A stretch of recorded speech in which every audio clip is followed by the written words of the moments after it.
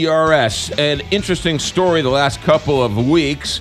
There was a grand jury set in St. Louis County. The prosecuting attorney Robert McCullough, asked the judge to remove a grand juror. The judge did, and the Missouri Court of Appeals ruled that the judge abused his discretion by removing the foreperson of that grand jury. To talk about it is Jeffrey Mittman.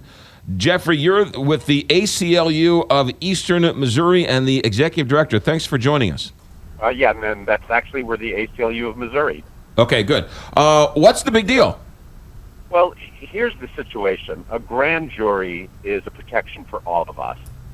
The prosecutor has important powers. He or she can decide who gets charged with the crime. And defending yourself against a crime is a big deal in your life. So our system is set up so there's a check on that prosecutorial power, and that's the grand jury.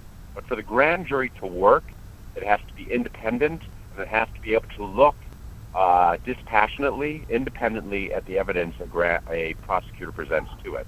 In this case, what happened is the prosecuting attorney didn't like the grand jury, went to the judge and said, I want you to change it. That's not the way the system is supposed to work. Okay, is it Robert McCullough's fault, or is it the judge's fault? Well, I think we can leave that up to you and your listeners. The transcript of the removal indicated the judge said that the prosecuting attorney came and essentially said, if you don't remove this grand juror, I don't think I'm going to bring any more cases, which is essentially kind of threatening the process.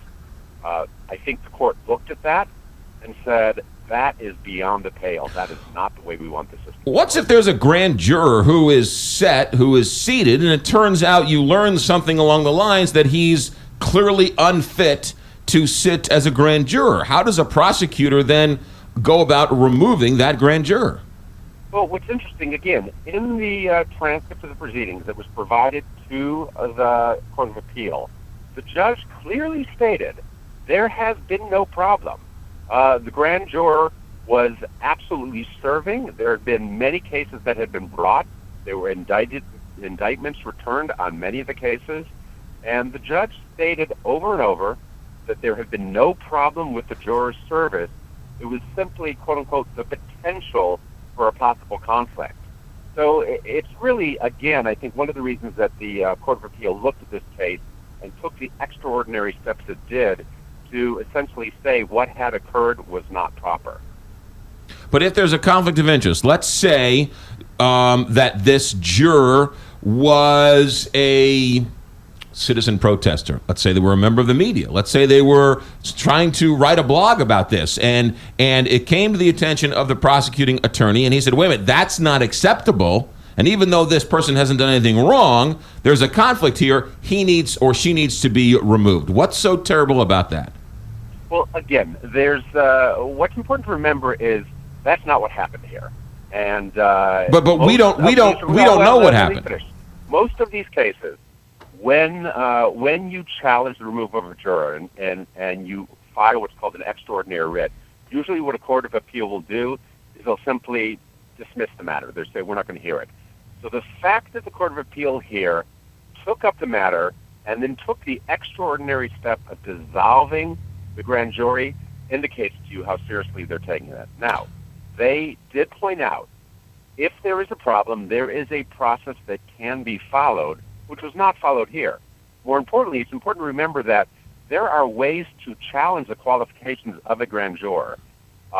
There is no indication of any kind. There is nothing in the record. There were no allegations that this grand juror was not capable of serving. The time to challenge somebody is before they are impaneled. After they're on the panel, after they're serving on the grand jury without, as the judge noted, any problem, to just remove them because you don't like the fact that they are independent really goes to the heart of what do we expect our prosecuting attorneys to do? What do we as Americans want our grand jury service to serve as? How do we want to be protected from prosecutorial overreach? Jeffrey Mittman, our guest with the ACLU of Eastern Missouri. You're the executive director. If Bob McCullough said what he said, isn't it the judge? He didn't just take the guy away. He made the motion to the judge. It was the judge's decision. Can a prosecuting attorney do anything like this he wants and ask all sorts of things, but it's the judge that ultimately made that decision? So again, your question raises a very important point. One, why would a prosecuting attorney go to a judge and essentially threaten to shut down the operation of grand jury? Now, why would the judge agree to it?